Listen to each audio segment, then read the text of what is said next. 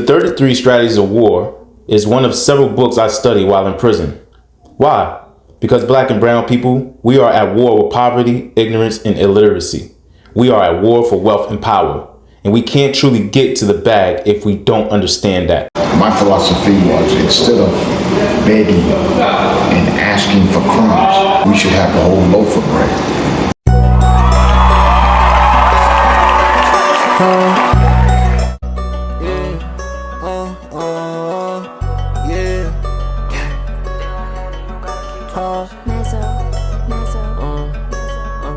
Said I hop on the track with some confidence. I be talking my shit like the politics. They like Mooney, you gotta keep dropping shit. But don't worry, I'm knowing what time it is. Ain't no worries, my shooters be flocking shit. Staying humble, no need to be popping shit. I'm addicted, got fetish for guapping shit. I'm addicted, got fetish for guapping shit. And so whenever you start to empower yourselves, that's when the other side gets nervous. Okay, that's Bishop Comithier of Elijah Missionary Church in Albany, New York. He and I had a very interesting conversation. Like, he reminds me a bit of those Christian ministers from back in the day who were proponents of liberation theology, meaning these were theologians who focused on using the gospel to address the core concerns of marginalized communities in need of social, political, and economic equality and justice. I mean, these theologians weren't no joke and were fiery preachers who spoke truth to power.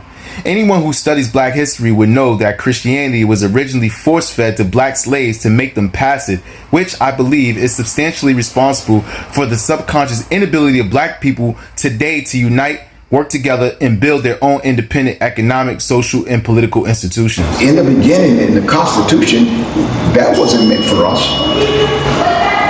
See, until you get to the knowledge of what's been going on, then you can start addressing it. When they say all men are created equal, they weren't talking about us. They were talking about each other. All white men are created equal. Bishop Comithier is saying some shit I know a lot of people don't want no black ministers saying, but if we're to solve this problem of racial wealth inequality in America, we need to know the truth. In my last video, I said the solution to addressing the imbalance of wealth and power in this country is to have some sort of revolution, which I call conscious money. This is why I began this video talking about war, because that's what this is, a war. Do you feel like city leaders in Albany, Schenectady, and Troy have given adequate attention and funding to the problem of youth violence in the community? No. Can you say why? It's like a dabble. You know, they dabble a little bit here, a little bit there, just to keep the natives quiet. Look what we're doing. But it's not the demand. It's just feeding bits and pieces and hoping that will, satisfy. Why do you think that is? Well, somebody's got to be on top and somebody's got to be on bottom. Oh shit. There's the truth. If someone has to be on the top and someone has to be on the bottom, is there any wonder why enough resources aren't poured into black and brown communities to make us more competitive in the white American economy? See, only black and brown people are foolish enough to think this shit ain't by design. This is why our youth rather fight and kill each other, because they can't see how doing so plays into this capitalist system founded on white supremacy. Why would the powers that be want to see more black and brown youth not only more competitive, but more willing to unite? Police officers, corrections officers, parole officers, probation officers, prosecutors, judges, child protective services, and almost everyone else who gets paid to arrest, prosecute, incarcerate, control, dominate, dictate, supervise, or place in custody mostly poor black and brown bodies would lose their jobs if the problem of youth violence in our communities was actually solved. This is why, as Bishop Comithier said, only crumbs are thrown at the problem. So we can't really expect politicians and big business to step in with massive investments of public and private funds into our communities. It's not profitable to stop little black and brown babies from killing and beefing with each other, nor to educate them to compete with little white babies.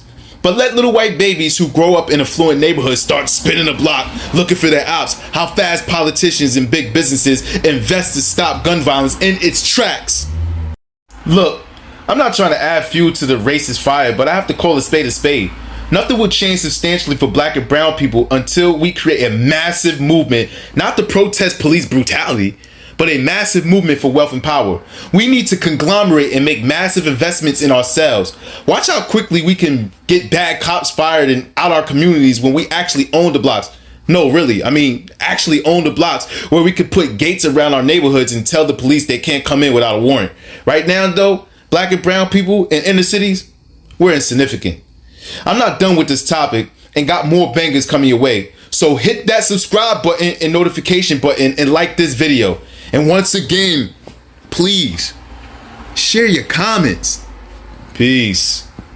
Staying humble, no need to be poppin' shit. I'm addicted, got fetish for guap and shit. I'm addicted, got fetish for guap and shit.